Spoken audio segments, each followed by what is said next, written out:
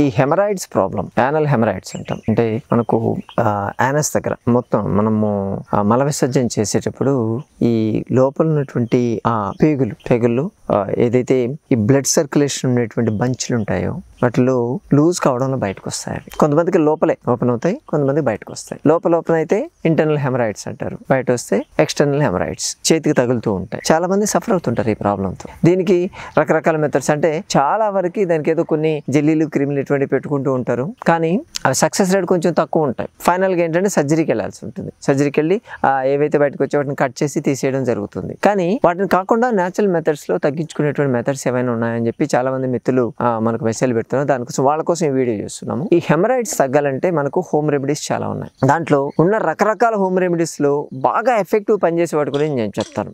మనకు కావాల్సినటువంటి ఆ హెమరాయిడ్స్ ఏదైతే ఎక్కడైతే సపోజ్ ఎక్స్టర్నల్ ఇంటర్నల్ రెండింటికి కలిపి పనిచేసేటువంటి రెమెడీ ఏంటంటే అలోవెరా. మనకి కలబంద అంటాం కదా, కలబంద ఎక్సలెంట్ గా పనిచేస్తుంది దీనికి. అంటే ఫ్రెష్ కలబంద తెచ్చుకొని దాన్ని ఓపెన్ చేసిన తర్వాత జెల్లీ ఉంటుంది కదా లోపల, జిగురుగా ఉంటుంది. ఆ జెల్లీని మీకు బయటకు వచ్చినటువంటి ఎక్స్టర్నల్ హెమరాయిడ్స్ ఎక్కడైతే వచ్చున్నాయో దానికి లైట్ గా అప్లై చేసి మసాజ్ లాగా చేసుకోండి.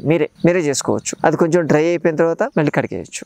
లేదా ఇలా 2 times చేసుకోవచ్చు, మినిమం 2 కానీ 3 times కానీ చేయొచ్చు. దీన్ని చేస్తే అది చాలా బాగా పనిచేస్తుంది. అలాగే ఇంటర్నల్ హెమరాయిడ్స్ ఉన్నాయనుకోండి, లోపలికి ఉన్నాయనుకోండి, మీరేం చేస్తారంటే ఆ జెల్లీ ఏదైతే ఉంటుంది కదా లోపలికి తీసి దాన్ని ఫ్రిడ్జ్ లో పెట్టేయండి. ఫ్రిడ్జ్ లో పెట్టేసి ఒక 4-5 గంటలు బాగా డీప్ ఫ్రిడ్జ్ లో పెట్టారనుకోండి, అది రాడ్ లెక్క తయారవుతుంది, కొంచెం గట్టిగా తయారవుతుంది. దాన్ని చిన్న పీస్ కట్ చేసి ఎడ్జ్ ఉండేటట్టు, కొంచెం అంటే ఇటువైపు లావుగా ఇటువైపు సన్నగా ఉండేటట్టు ఉంటుంది కదా, అటువంటి చేసి మీకు ఇంటర్నల్ హెమరాయిడ్స్ ఉంటే దాని లోపల యానస్ లోపల పెట్టుకోండి అంతే. మన బాడీ హీట్ కి అది మళ్ళీ జెల్లీ లెక్కపై కారిపోతూ ఉంటుంది. దీన్ని చేస్తే ఇంటర్నల్ హెమరాయిడ్స్ కూడా మీకు గ్రాడ్యువల్ గా హీల్ అయిపోతూ ఉంటాయి. ఎందుకంటే లూబ్రికేషన్ అక్కడ ఆటోమేటిక్ గా వస్తుంది. ప్లస్ అక్కడ మనం చల్లగా ఉన్నటువంటి దాన్ని అప్లై చేయడం వల్ల అక్కడ బ్లడ్ సర్క్యులేషన్ పెరుగుతుంది.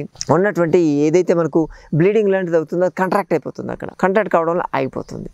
ఇది పనిచేస్తుంది. ఇంకొక రెమెడీ హిప్ బాత్ మనం చెప్పాం, గుర్తుందా? కోల్డ్ హిప్ బాత్ అని చెప్పి ఇంతకుముందు చెప్పున్నాం, చాలా వీడియోలో మనం షేర్ చేస్తున్నాం. ఇప్పుడు మనం రౌడ్ గా ఉండేటువంటి ఒక టబ్ ఏదైనా సరే, ఇప్పుడు బాసాలు వేసుకునే టబ్ ఉంటుంది కదా, అటువంటి టబ్ ఏదైనా తీసుకొని దాంట్లో మీరు కూర్చోవాలి. అంటే హిప్ రీజన్ మాత్రం టబ్ లో ఉంటుంది, కాళ్ళు బయట ఉంటే వెనక అనుకొని కూర్చుంటారు. ఆ నీళ్లు అంటే ఓన్లీ ఈ కట్టి స్నానం ఉంటుంది దీని తెలుగులో, కట్టి ప్లేస్ వరకు ఆ నీళ్లలో ఉండాలి, మీరు కూర్చోవాలి. ఆ నీళ్లు ఎంత చల్లగా ఉంటే అంత మంచిది. ఐస్ కోల్డ్ హిప్ బాత్ అంటాం మేము. అంటే చల్లటి నీళ్ళు కూర్చోగానే జిల్లు అంటుండొచ్చు, కానీ చాలా ఎఫెక్టివ్గా పనిచేస్తుంది ఇది. దాంట్లో ఇంకా మీకు దానివల్ల బెనిఫిట్ ఇంకా కావాలంటే దాంట్లో ఎప్సమ్ సాల్ట్ అని చెప్పి దొరుకుతుంది. బయట ఈ సర్జికల్ షాప్స్లో అక్కడ అడిగితే ఎప్సమ్ సాల్ట్ దొరుకుతుంది. ఇప్పుడు మామూలుగా ఈ కిరాణా షాపులో కూడా దొరుకుతుంది ఎప్సమ్ సాల్ట్ అని, చిన్న ప్యాకెట్ దొరుకుతుంది. దాన్ని తీసుకొని దాంట్లో కలిపేసి మీరు కూర్చున్నారంటే అదేం చేస్తుందంటే ఆ బయటకు వచ్చినటువంటి హెమరాయిడ్స్ని షింక్ చేస్తుంది. షింక్ చేయడం వల్ల మీకు బ్లడ్ సర్క్యులేషన్ అయిపోతుంది, బ్లీడింగ్ అయిపోతుంది. దీన్ని చేయొచ్చు.